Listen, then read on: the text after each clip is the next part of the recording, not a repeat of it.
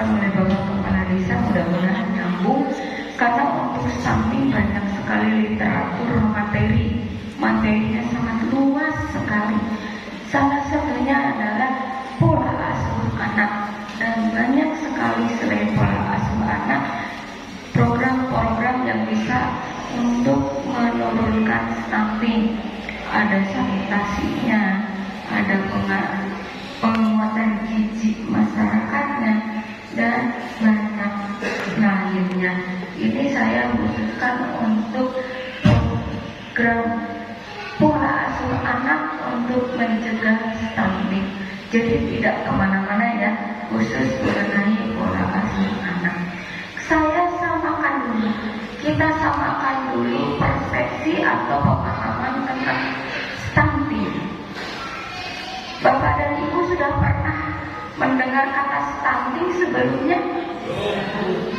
Ada yang belum, ada yang sudah. Mohon angkat tangan yang sudah.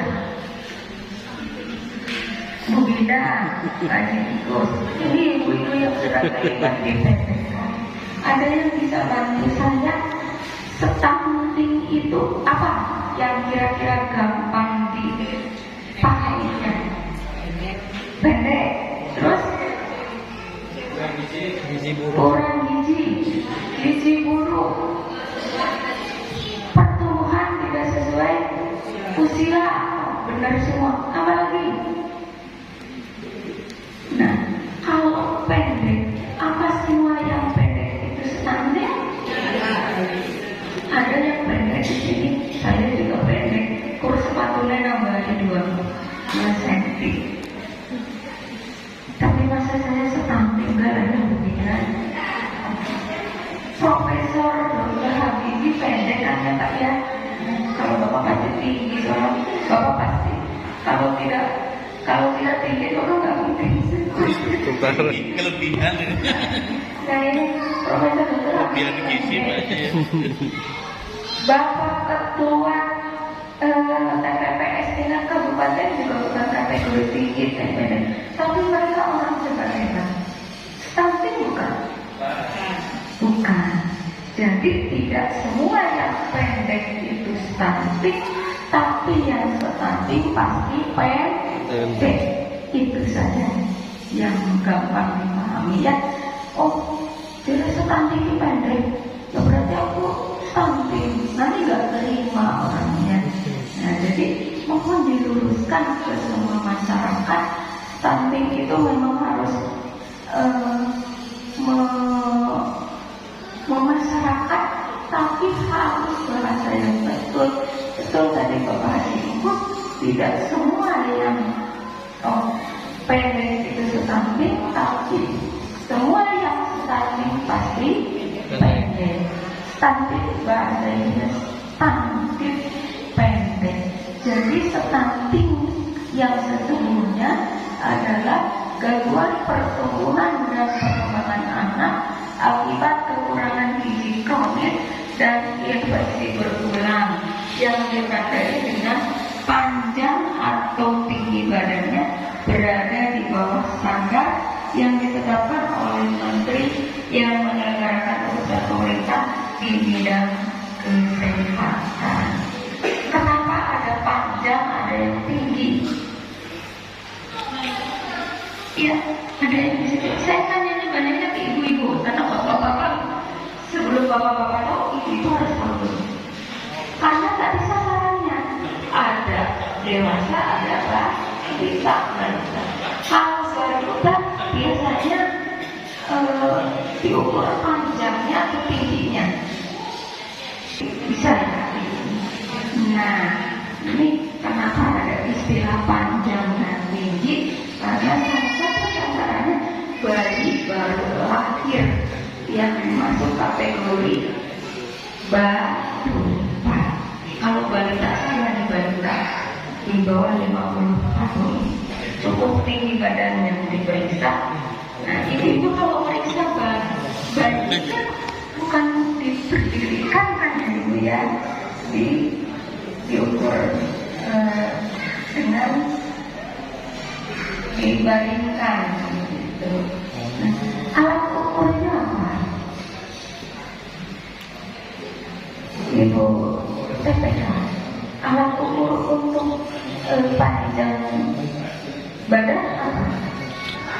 stiker stunting. Ya, bisa. Terus apa alat ukur yang Mendelinnya bisa begitu, bisa ya, itu ya. Jadi stunting itu gangguan pertumbuhan dan perkembangan akibat kekurangan gizi kronis dan infeksi berulang, ditandai dengan panjang badan dan tinggi badannya tidak sesuai. Nah, untuk melihat apakah itu infeksi kronis atau infeksi berulang dan tidaknya, memang indikator utama yang dilihatnya adalah panjang badan dan tinggi badan. Minimal itu saja dulu. Kalau orang tinggi badannya sudah, ini untuk balita ya, sudah normal ya, minimal berarti secara gizinya atau pertumbuhannya sudah normal, memenuhi standar. Sampai di sini untuk pemahaman pengertian saja dulu bisa dipahami. Nah, berarti itu pasti pendek, yang pendek belum tentu terus dilanjutnya pilih dari kapannya ya.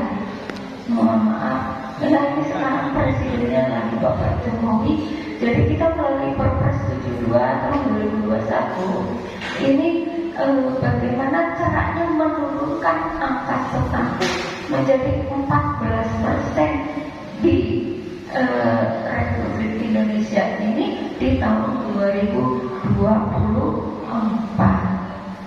Itu sajalah yang dipahami, bukan main-main. Ini dari presidennya juga sudah ditargetkan minimal stunting turun 14% tahun 2024. Nah, sekarang kita lihat untuk menuju 14%. Sekarang di mana? Next, Mas Willy.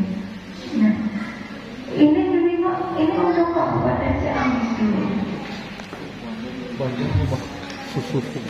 Banjar bareng Ini saya enggak semuanya Pak. Minimal beberapa kabupaten yang bisa dijadikan ukurannya. Ini di Kabupaten Ciamis sudah 16%. Berarti tinggal menurunkan berapa persen? 2%. Kota Bandar masih di atas Ciamis 23%. Tasikmalaya di atas Ciamis. Kota Tasik di atas Ciamis. Majalengka di atas Ciamis. Kabupaten Pangandaran di atas Ciamis. Untuk Jawa Barat totalnya sekarang masih 24,25%. Dan secara nasional 24,40%. Berarti Kabupaten Ciamis di bawah rata-rata untuk Provinsi Jawa Barat. Sekarang coba lihat yang tambah kerja. Lampung dulu. Ini untuk di Kabupaten Ciamis, Lampung ada di 4,5%, masih di rata-rata lah. Untuk Kecamatan Lampung yang paling tinggi itu ada di Cidolog, dan saya tidak perlu menyampaikan secara rincinya, minimal Bapak dan Ibu tahu saja. Lanjut untuk tambah kerja. Nah, ini untuk tambah kerja di Kecamatan Lampung ada di tengah-tengah. Yang paling tinggi itu yang warna kuningnya banyak, itu memang di Pulau Erang ya Pak. Pulau Erang deket Banjar sih. Ya.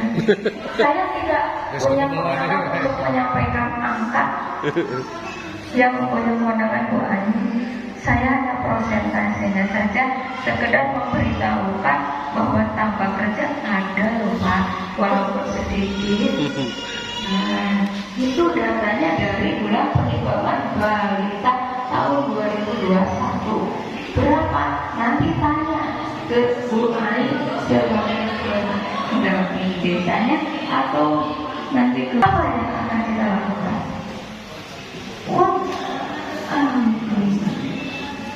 Yang pertama, kita pahami dulu penyebab stunting. Betul. Nah, kita mau menangani stunting, kita belum tahu stuntingnya seperti apa. Tadi pengertiannya sudah. Sekarang penyebabnya. Kalau sekarang anak-anak ada teori enggak itu ada penyebabnya. Ini ada risetnya. Aduh, saya lupa yang riset itu siapa ya Bu Anya. Pokoknya ada risetnya kenapa bisa teridentifikasi bahwa stunting itu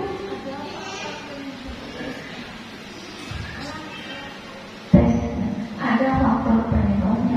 Di antaranya yang pertama kurangnya akses makanan bergizi. Semua yang disampaikan yang akan saya sampaikan itu sudah disampaikan Bapak Haji Kus. Nah, saya hanya tinggal ulang aja ya, biar lebih jelas. Kurang akses makanan bergizi itu maksudnya gimana coba? Untuk masyarakat Tambun Reja betul. Akses yang paling mudah kok ternyata sekarang seblak, betul? Ibu-ibu, apa banget yang namanya seblak? Di tiap pojokan ada seblak. Nah itu kira-kira bergizi deh. Ya enak gitu ya.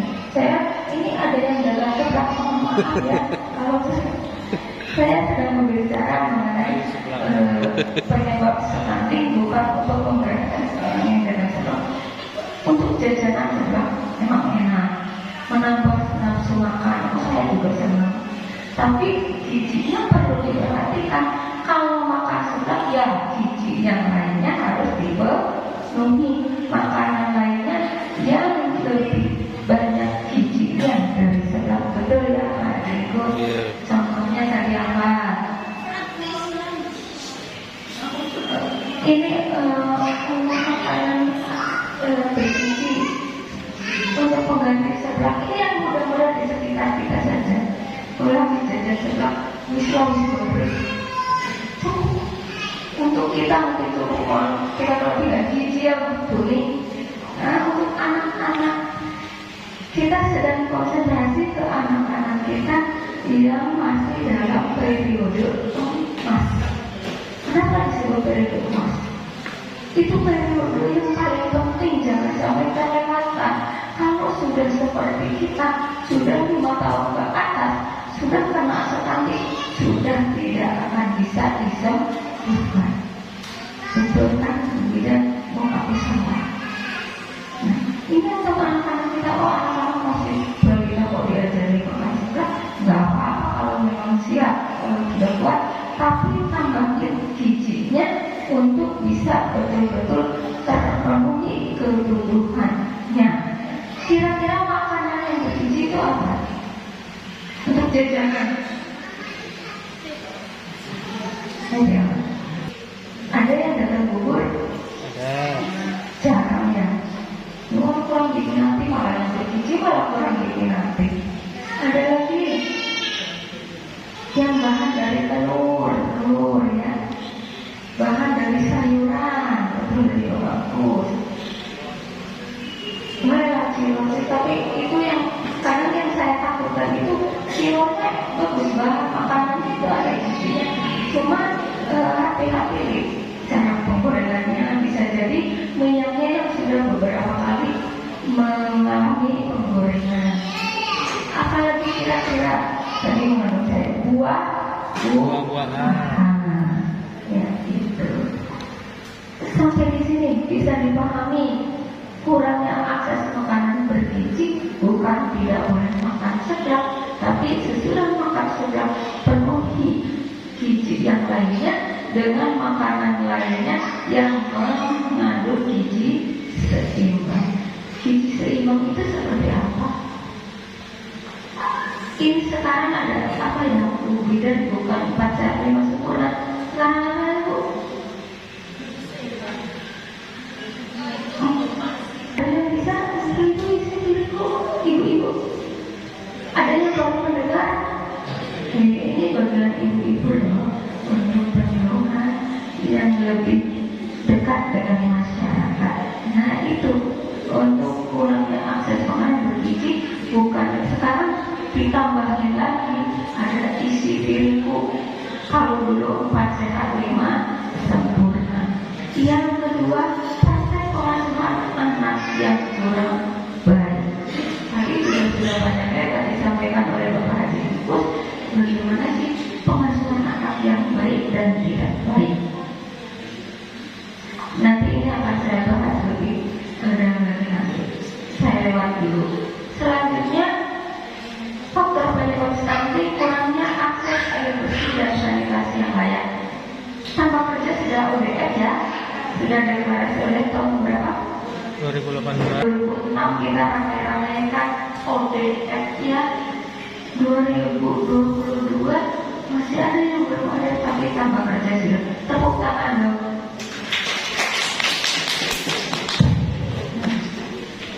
Berarti kalau sudah ODF sanitasinya sudah layak, berarti yang pengen ODF hanya Pak Guru saja. Betul. Bukan Pak Guru banget tuh di tingkat kabupaten Pak Gurunya terkenal sampai jagat. Lalu Pak Guru itu dari saya masih di Pak Guru dan di desa ya, Mas Willy itu aduh. Selanjutnya terbatasnya layanan kesehatan termasuk layanan antenatal care. Ini di Tambak Reja tidak mungkin, bidannya sudah standby jauh dari sebelum saya ke sini. Ibu bidannya dari tahun berapa di Tambak Reja? Saya masih dulu, ibu bidannya masih di sini ya, 2005. Jadi kalau terbatasnya layanan kesehatan termasuk layanan antenatal care menjadi faktor penyebab di Desa Tambak Reja. Berarti betul Bapakku Tambak Reja mengambil tema atas pendampingan Pak Haji Ikus mungkinnya untuk Tambak Reja ininya mungkin yang kurang kaitan dengan praktik pengasuhan. Praktik pengasuhan yang kurang baik bisa jadi selama ini kita kayak sudah betul, tapi cobalah kita sama-sama buka, mungkin ada yang kurang. Lanjut ke sini. Langsung fokus ke praktek pengasuhan yang berbeda. Pengasuhan bukan sekedar ngasuh anak, betul, bahasanya ngasuh. Lah yang penting nggak nangis, yang penting nggak bahaya. Lihatin aja seperti itu. Nah ini persepsi yang salah. Yang namanya pengasuhan ya dari bagaimana kita menerapkan mulai dari makanan yang dimakan anak-anaknya, mulai dari pola geraknya, mulai dari kebiasaan atau perilaku yang dilakukan oleh anak-anaknya, itu masuk ke pola pengasuhan. Masih ada yang terpikir yang penting ngasuh anak-anak setia, anak yang tidak bahaya, masih ada yang berpikir itu. Nah, cukup dilihatin saja. Tapi pola pengasuhan kembali itu dari setiap langkah anak tersebut kita perhatikan berbagai macam aspeknya. Di antaranya gizinya itu justru dari sebelum lahir, yaitu pada masa kehamilan serta melahirkan 60% anak usia 0-6 bulan tidak mendapatkan ASI eksklusif. Masih ada yang tidak mendapatkan ASI eksklusif, ibu-ibunya kerja, diasuh oleh neneknya.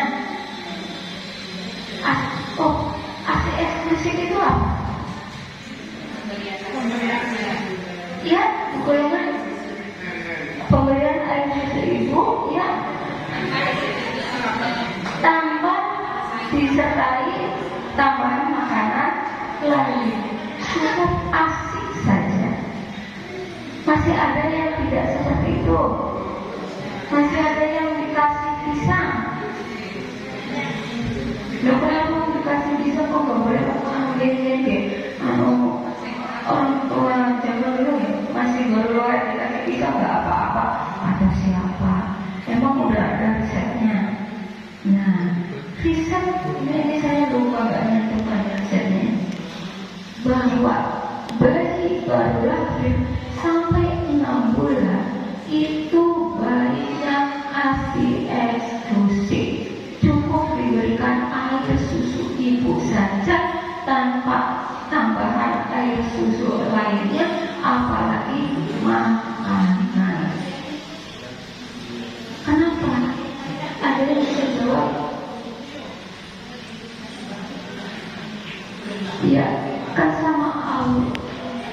Allah SWT sudah disiapkan air susu ibu itu super bagus yang hanya bisa dicerna oleh bayi 0 sampai 6 bulan itu ya hanya air susu ibu, pencernaannya yang di dalamnya. Kalau bayinya mungkin mangap-mangap saja, orang bayi apalagi dikasih makanan yang manis-manis di sini ya pasti mangap gitu ya. Nah kitanya itu yang di dalam itu organ pola organ pencernaan mulai dari mulut sampai ke ini itu kan itu lembut sekali. Apalagi bayi punya kita aja lembut karena belum ada yang pernah lihat. Kalau bilang ini belum pernah lihat. Saya pernah waktu saya sekolah di perawatan, saya pendampingan OP invagis yang dibuka, khususnya dibuka di daerah invagis kalau nggak salah. Itu usus dikeluarkan, yang benarnya bisa usus dikeluarkan, ternyata usus itu hilang sekali kan benarnya. Aduh, jangan tertusuk. Ya, kita bisa lihat usus ayam mbak, ya seperti itu. Di dalamnya seperti itu. Ini kalau bayi baru lahir itu lebih lembut lagi. Yang bisa tercerna oleh organ pencernaan bayi 0 sampai 6 bulan itu hanya air susu ibu. Lebih dari itu tidak bisa tercerna dengan baik dan akhirnya lama-kelamaan menjadi penyakit. Itu sebetulnya yang terjadi.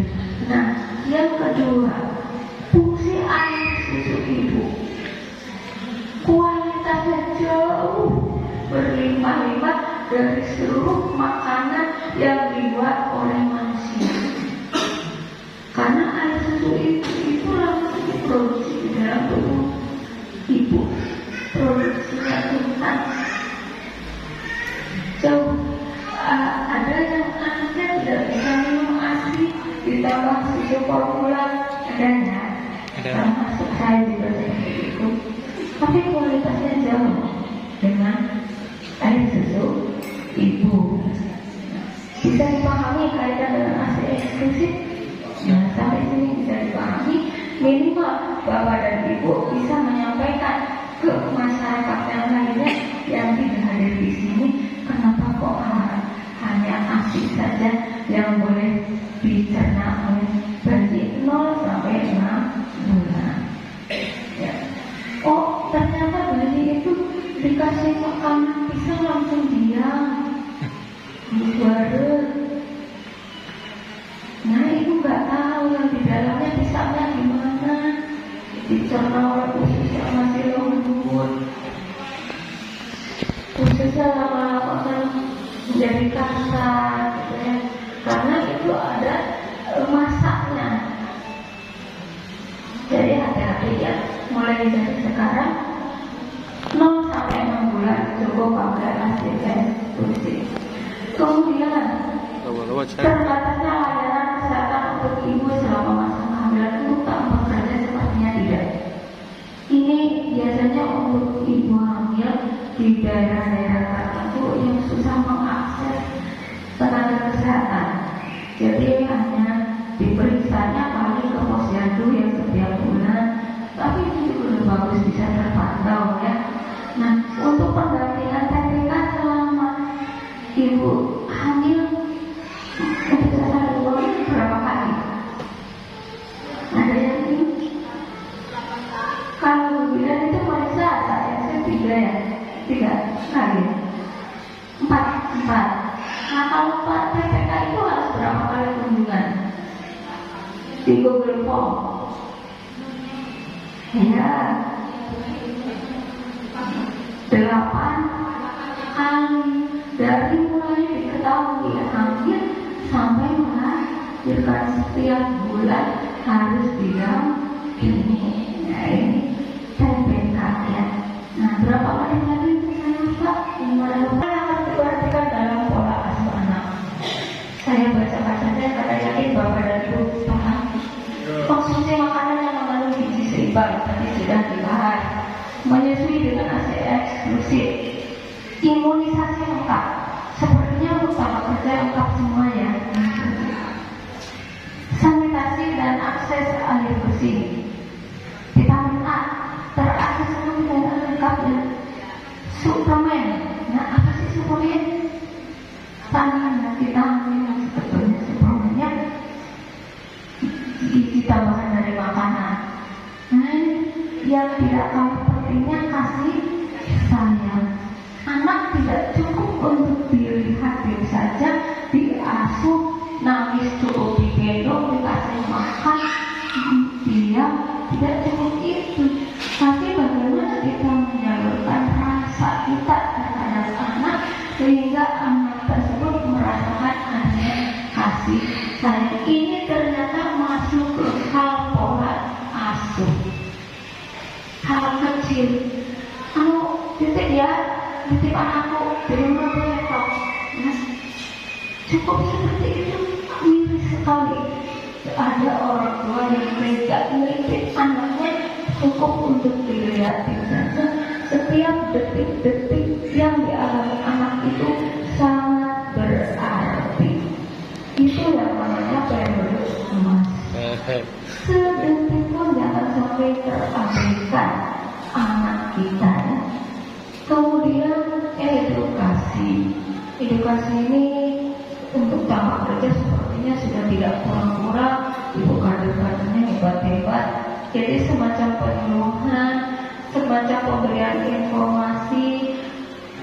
Kalau Pak Haji Gus tadi bilangnya KIE atau apa ya bahasa kerennya, ya minimal semua masyarakat yang ada di sini sudah terpapar bagaimana baiknya perilaku yang baik, yang benar dan yang sehat, dan lingkungan yang aman dan nyaman. Contohnya seperti apa lingkungan yang aman dan nyaman?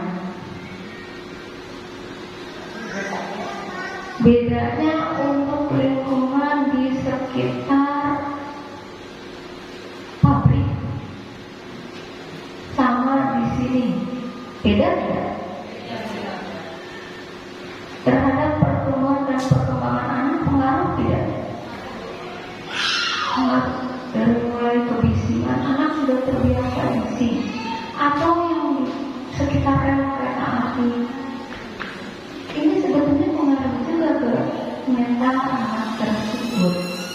Kemudian yang di pinggir jalan sini sama yang agak di belakang, beda tidak?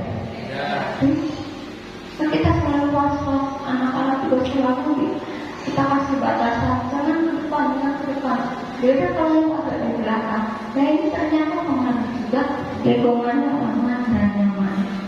Atau ada di lingkungan sekitar bapak dan ibu, atau justru bapak dan ibunya sendiri menciptakan kehidupan yang tidak nyaman, yang setiap hari pasti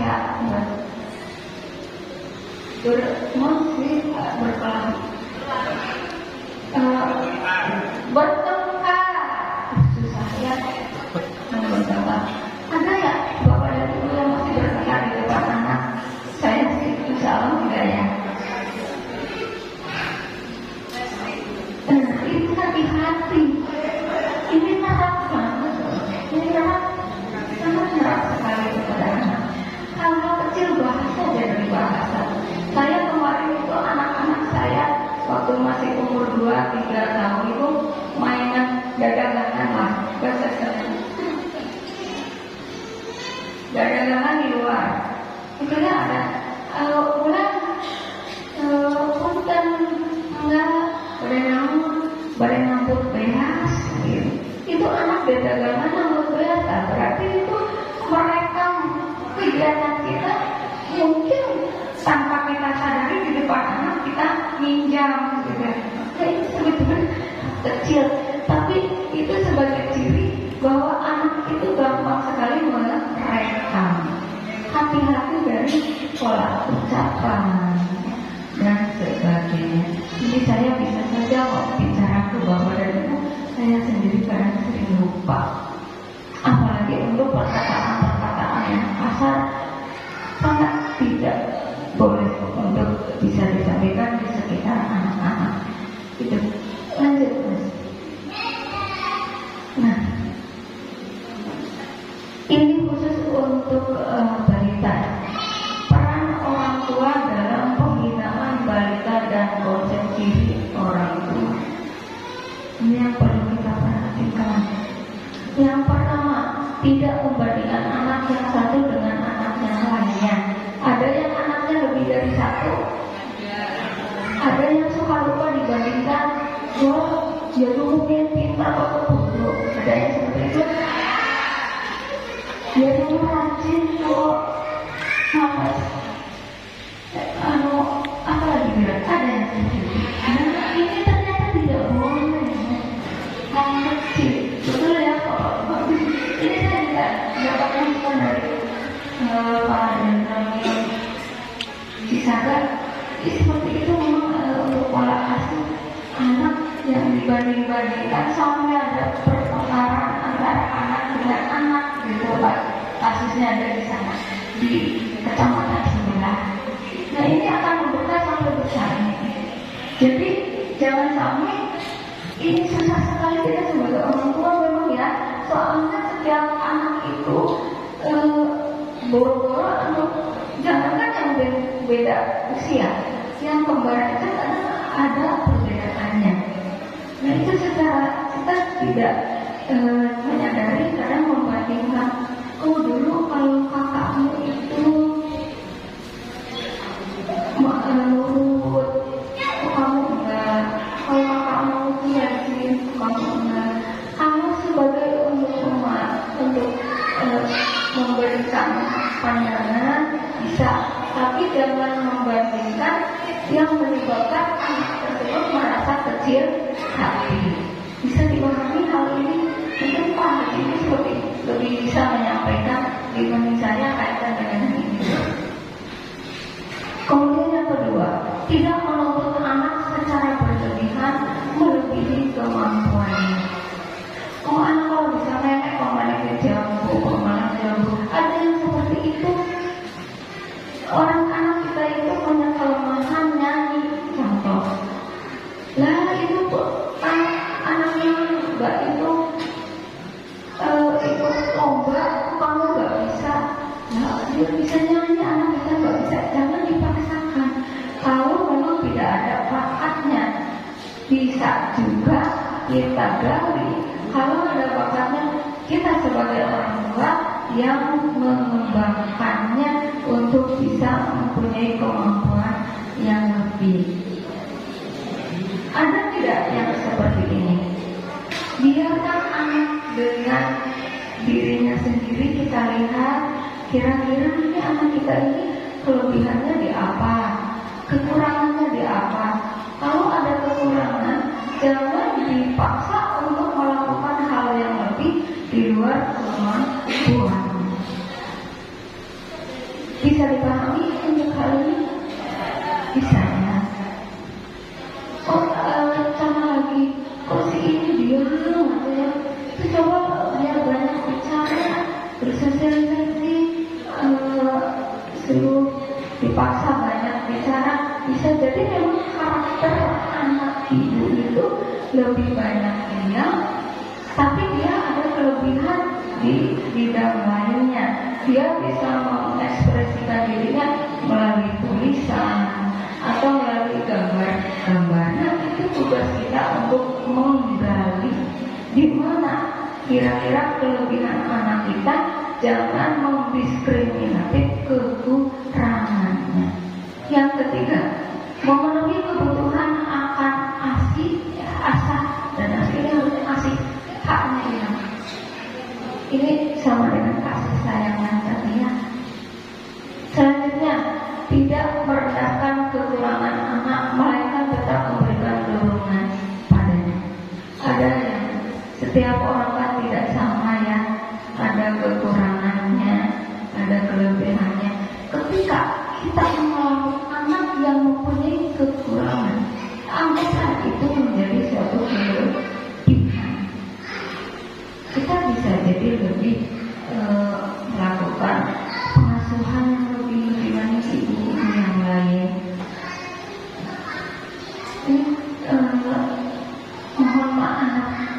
bila ada anak yang kurang secara fisik, aduh ini apalagi.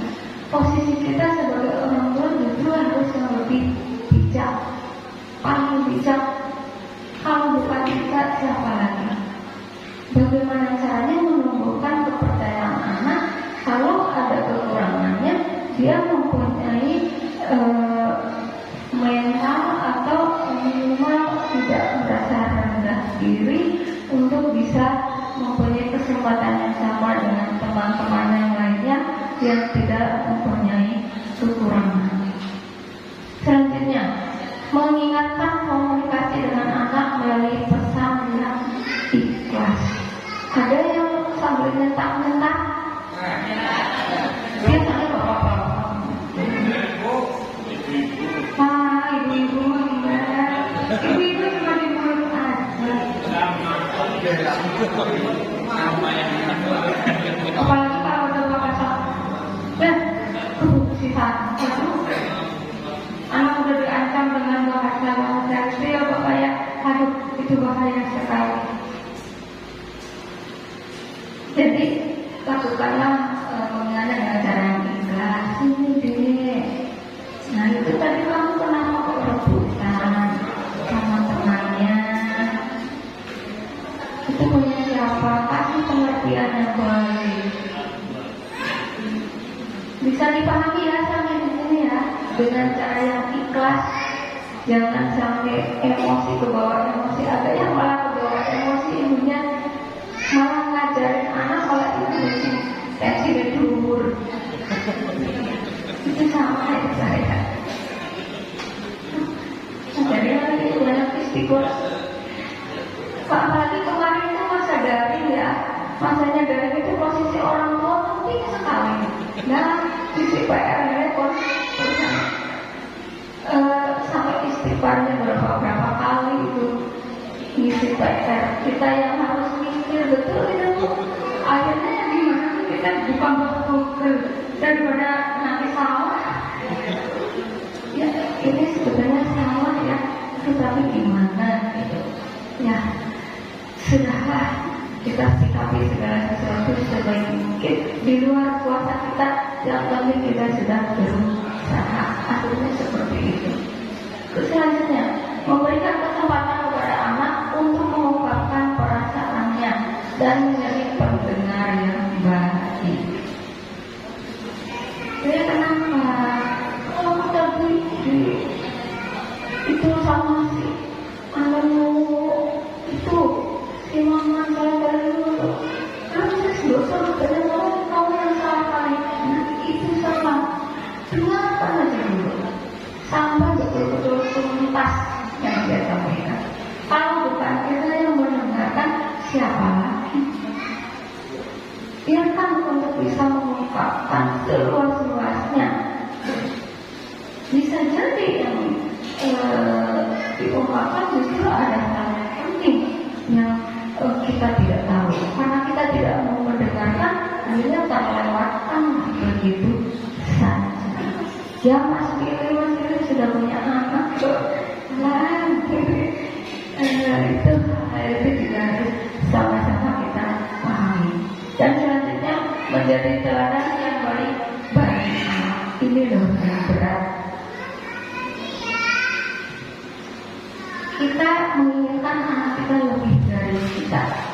Minimal kita yang sekarang ini harus bisa memberi teladan kepada anak kita, sehingga anak minimal lebih baik dari orang tuanya. Berat bacanya juga, karena dengan kekurangan anak tidak semuanya sama ya. Dan kita juga tidak selamanya menjadi orang baik, betul? Kadang-kadang emosi terganggu ya, karena kebanyakan masalah gitu ya. Itu juga saya alami. Itu hal-hal yang mungkin bisa kita renungi berkaitan dengan pola asuh anak dalam pencegahan stunting.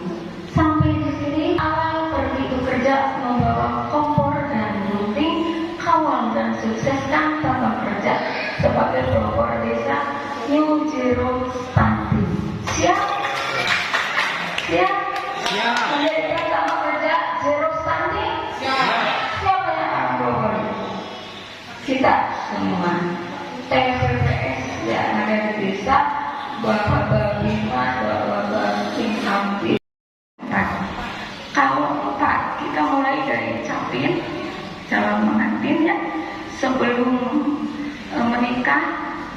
hamil dan melahirkan bayi sudah menjadi sasaran pendampingan TPK. Yang kedua, ibu hamil. Yang ketiga, ibu nifas, ibu pasca persalinan. Yang keempat, balita atau balita. Kalau kita menyebut tiga, itu capin, ibu hamil, dan pasca persalinan. Karena ibu pasca persalinan otomatis dalam pendampingan atau dalam pengasuhan bayi dan balita. Begitu ya, bisa dipahami sampai sini. Nah, jadi TPK mendampingi keluarga yang 4 sasaran itu ke atasnya dikoordinatori oleh koordinator baik itu dari PLKP, dari lapangan, yaitu dari perpanjangan dari puskesmas. Nah, ini khusus untuk desa tanpa kerja nasional. Kita adanya adalah perpres bahwa ketua pelaksanaan percepatan penurunan stunting ada di BKKBN yang dulunya dilaksanakan di sektornya di Dinas Kesehatan dan Dinas Bapeda. Untuk tahun 2021 ini melalui Perpres nomor 72 tahun 2021, ketua pelaksanaannya ada di BKKBN.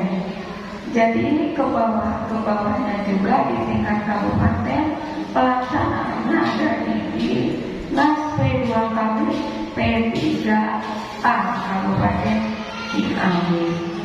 Nah, untuk Dinas P2KB P3A Kabupaten Ciamis dalam pelaksanaannya sebagai ketua pelaksana melalui Pilpres lanjutannya masih 72 harus membentuk tim percepatan penurunan stunting di tingkat kabupaten. Aduh, ini gak kebuka ya.